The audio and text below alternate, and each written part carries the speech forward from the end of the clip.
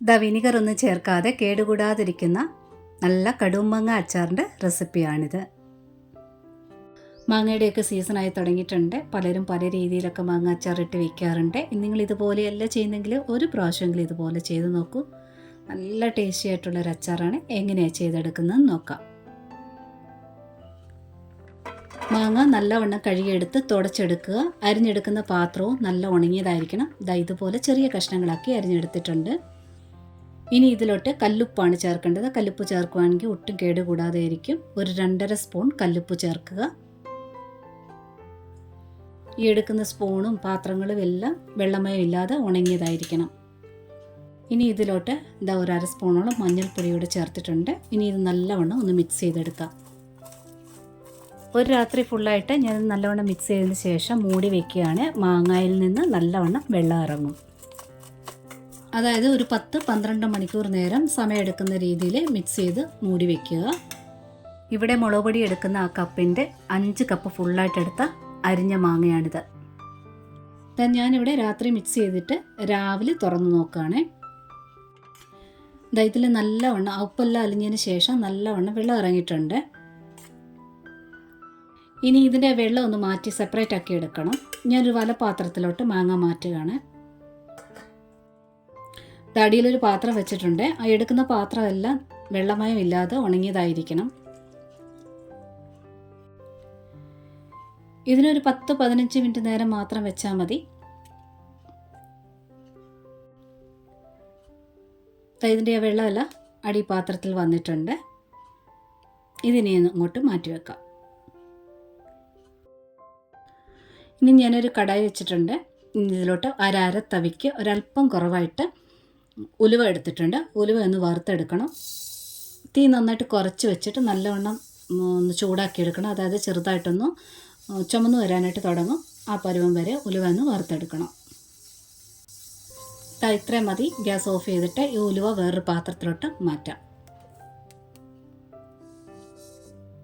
ഇനി അതേപോലെ തന്നെ കടുകൂട വറുത്തെടുക്കണം. ഒരു 1/2 തവിയാണ് എടുത്തിട്ടുള്ളത്.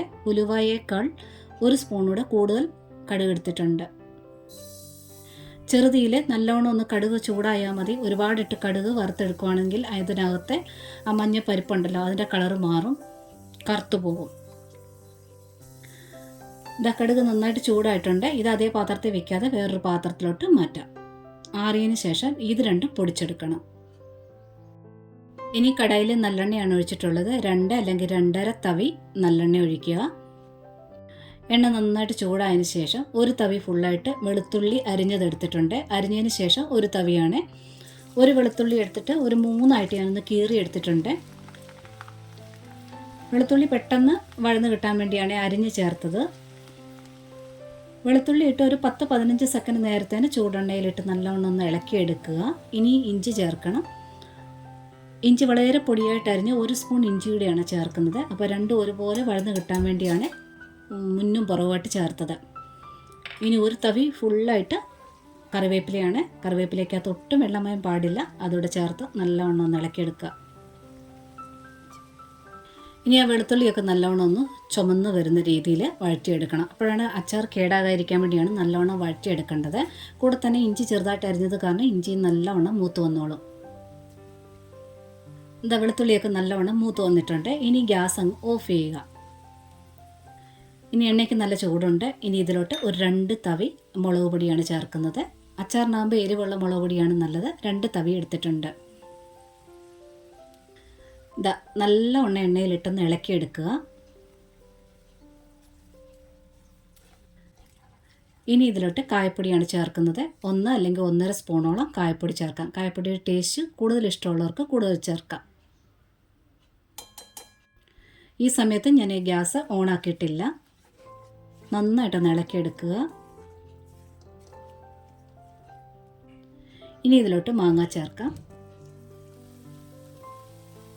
ഇനി ഗ്യാസ് ഓണാക്കുക. ഓണാക്കിയിട്ട് നല്ലവണ്ണം ഇത് മിക്സ് ചെയ്തെടുക്കുക.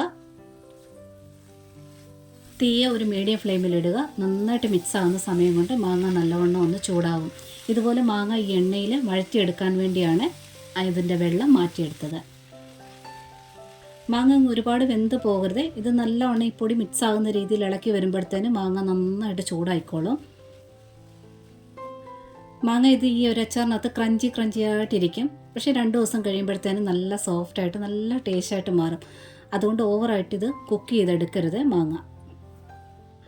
ഇത് മാങ്ങ നന്നായിട്ട് ചൂടായിട്ടുണ്ട്, അധികം കുഴഞ്ഞു പോകാതെ ചൂടായിട്ടുണ്ട്.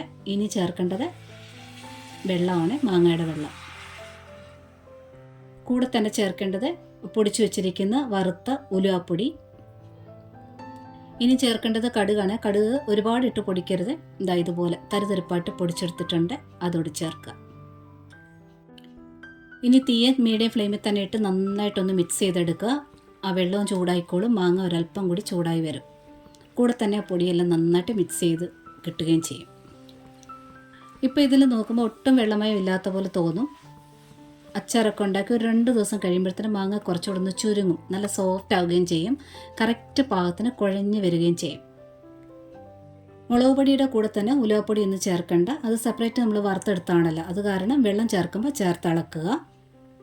പൊടിയൊക്കെ നന്നായിട്ട് മിക്സാക്കി ഇളക്കി എടുക്കുമ്പോഴത്തേനും മാങ്ങ ഒരല്പം കൂടി ചൂടാവും, അത്രയും മാത്രം മതി. ഉപ്പൊക്കെ ചെക്ക് ചെയ്യുക. ഉപ്പ് ആവശ്യമുണ്ടെങ്കിൽ മാത്രം കല്ലുപ്പ് ചേർക്കുക. നല്ലവണ്ണം ആറിയതിന് ശേഷം ഒന്നുകൂടി ഒന്ന് കുഴഞ്ഞു വന്ന് എണ്ണയൊക്കെ നല്ലവണ്ണം തെളിഞ്ഞിട്ടുണ്ട്. അതേപോലെ ആറാൻ വെക്കുമ്പോൾ അടപ്പപാത്രം വെച്ച് കംപ്ലീറ്റ് ആയിട്ട് മൂടി വെക്കരുത്, ആവി തട്ടി അതിൽ വീഴും. അതുകൊണ്ട് ഒരു വലപ്പാത്രം വെച്ച് വേണം ആറാൻ വേണ്ടി മൂടി വയ്ക്കാൻ, പ്രത്യേകം ശ്രദ്ധിക്കുക. ചിലർ പറയാറുണ്ട് എങ്ങനെയൊക്കെ വെച്ചാലും അച്ചാർ പൂത്തു പോകും എന്നുള്ള കംപ്ലൈൻ്റ് ഉള്ളവർക്ക് ഇതിൽ വിനിഗർ ചേർക്കാവുന്നതാണ്. ഒരു 1/4 തവിയോളം വിനിഗർ മാങ്ങ വെള്ളം കൂട്ടി ചേർക്കുന്ന സമയത്ത് ചേർത്തിളക്കാവുന്നതാണ്. ട്രൈ ചെയ്ത് നോക്കുക. ഇഷ്ടപ്പെട്ടിട്ടുണ്ടെങ്കിൽ കൂട്ടുകാർക്കൊക്കെ ഷെയർ ചെയ്ത് കൊടുക്കുക. ലൈക്കും കമൻറ്റും സബ്സ്ക്രൈബും ഒക്കെ തന്ന് സപ്പോർട്ട് ചെയ്യാൻ കൂടി മറന്നു പോലെ. ഒരുപാട് സ്നേഹത്തോടെ താങ്ക്സ് ഫോർ വാച്ചിങ്.